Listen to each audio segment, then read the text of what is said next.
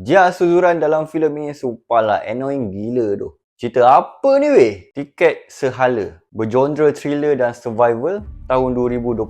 Filem kerjasama antara Malaysia dan Korea Selatan ini adalah kisah gelap tentang sekumpulan pekerja warga Malaysia yang terperangkap dalam satu sistem perdagangan manusia yang kejam di Korea Selatan. Alif lakonan Nauki Keklik, Putri lakonan Aini Mustafa dan Taki lakonan Jia Suzuran menjadi mangsa sindiket yang mengambil kesempatan atas keterdesakan hidup manusia. Setibanya di Korea Selatan, mereka mendapati tiada kelang, tiada gaji lumayan dan tiada jalan keluar. Sebaliknya, mereka dipaksa bekerja di sebuah ladang bawang terpencil di bawah kawalan dua beradik, Jae Soo dan Ha Jun. So, korang rasa apakah yang akan berlaku kepada mereka berdua selepas itu? Jika mereka melepaskan diri dalam ladang tersebut? Yang itu korang kena tengok sendiri, okey? Filem ni bagi aku adalah filem yang bagus sebab membawa isu penipuan pekerjaan, job scam dan perdagangan manusia yang diinspirasikan daripada realiti yang berlaku dalam masyarakat. Tiket Sehala mengetengahkan sebuah kisah survival yang bukan sahaja syarat dengan emosi, malah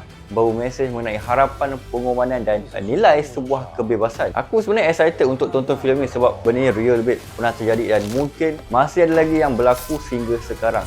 So janganlah percaya semua opa tu angel, kadang macam syaitan. Masa dalam kebun tu dan tak dapat keluar, the situation always intense. Everyone nak survive kan. So masing-masing nak jaga tekak sendiri. Belum cerita lagi ada part tu dah macam tengok manifesto filem Kudrat dah. Fight antara satu sama lain untuk selesaikan the dispute. Ada yang sampai mati, aku bayangkan pun dah sadis weh. Kau tak dapat berhubung dengan family, lepas tu dijadikan hamba tak bergaji. Tunggu masa nak mati. Sumpah sedih weh. Namun aku tak cakap lah filem ni secara total perfect. Ada je part atau plot tu macam tiba. Tapi untuk keseluruhan, aku enjoy je layan filem ni. You layan filem ni di Pawagam sekarang. Overall rating aku bagi 7.5/10. So apa komen anda? Aku Syah Rubio. Bye.